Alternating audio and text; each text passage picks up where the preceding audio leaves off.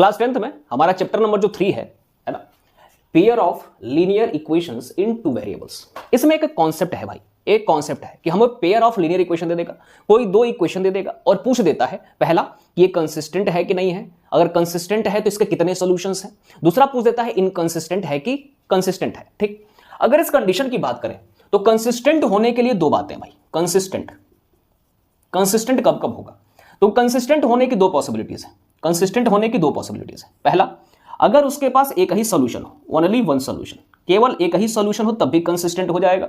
Infinitely many solution, infinite solution, कितने solution, infinite solution है तब भी क्या हो जाएगा, कंसिस्टेंट।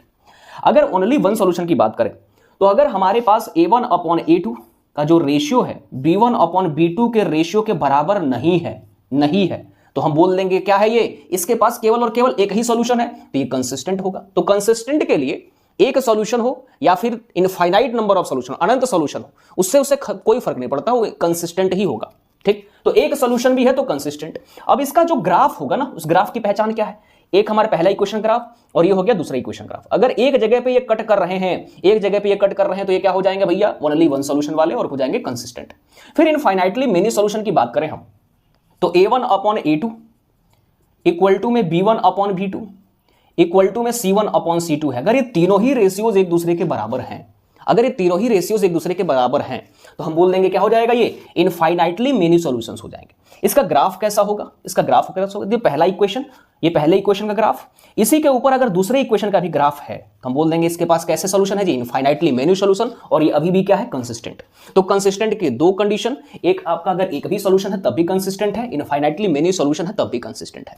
फिर हमारे पास आता है इनकंसिस्टेंसी, इनकंसिस्टेंट। ओ बाबू तुम हो, कभी पढ़ोगे कभी नहीं पढ़ोगे, कभी सब्सक्राइब करोगे कभी नहीं करोगे, अभी देखो नहीं सब्सक्राइब करोगे इस चैनल को, ठीक है मेरे भाई। तो इनकंसिस्टेंट की बात करें तो कंडीशन क्या है कि अगर a1 अपॉन में a2 इक्वल टू में b1 upon b2 is not equal to c1 upon c2, ये दोनों बोले कि भैया हम एक दूसरे के मित्र हैं, हमें अपने आप से मत जोड़िए, हम अलग हैं, तो c1 अपॉन c2 को ये छाड़ दिए, सब क्या कर दिए भैया, छाड़ दिए।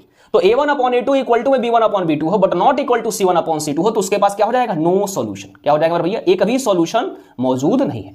अगर ग्राफ की बात करें तो ग्राफ, ये पहले इक्वेशन ग्राफ, ये दूसरे इक्वेशन ग्राफ, दोनों ही ग्राफ क्या हो जाते हैं, एक दूसरे के पैरेलल हो जाते हैं। तो उम्मीद है आपको ये समझ में आया होगा। अगर समझ में आया है तो चैनल को शेयर कर दो, सब्सक्राइब कर दो और इस वीडियो को जरूर लाइक करके जाओ। ठीक है, बाय बाय।